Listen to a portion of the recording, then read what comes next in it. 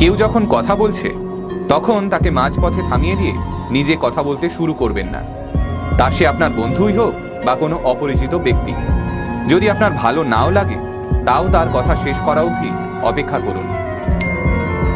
যখনই কোনো মানুষ আপনাকে সাহায্য করবে তাকে ধন্যবাদ জানান। সে কাজটা যদি সেই মানুষটার ডিউটির মধ্যেও পড়ে তাহলেও নিজেই ভেবে দেখুন না, আপনাকে যখন সামান্য কোনো কাজের জন্য কেউ ধন্যবাদ জানায় তখন ঠিক কতখানি ভালো লাগে। কখনোই কোনো মানুষের ওজন নিয়ে মন্তব্য করবেন না। হতে পারে সে ওজন বাড়ানোর ভীষণ চেষ্টা করেও পারছে না, কিংবা হয়তো কিছুই না খেয়েও ওজন কমছে না উল্টো দিকের মানুষটা। মনে রাখবেন, আপনার একটা অসাবধান মন্তব্য কিন্তু একজন মানুষকে ডিপ্রেশনের দিকে ঠেলে দিতে পারে। কেউ যদি কোনো ফটো দেখানোর জন্য তার ফোনটা আপনার হাতে দেয় তাহলে শুধুমাত্র সেই ফটোটাই দেখুন। সে পারমিশন না দিলে সোয়াইপ করে অন্য ফটোয় চলে যাবেন না।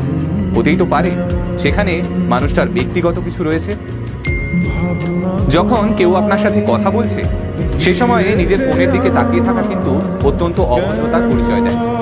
কথার উত্তর মানুষটার দিকে তাকিয়েই দিন। বহুদিন পর যখন কোনো বন্ধুর সাথে দেখা হচ্ছে প্রথমেই তার বেতন কত, বিয়ে হয়েছে কিনা, সন্তান হয়নি কেন, এ জাতীয় প্রশ্ন করতে থাকবেন না। আপনি যেটুকু জানেন তার বাদে মানুষটার জীবনে ঠিক কি কি ঘটে চলেছে তা কিন্তু আপনার ধারণার বাইরে।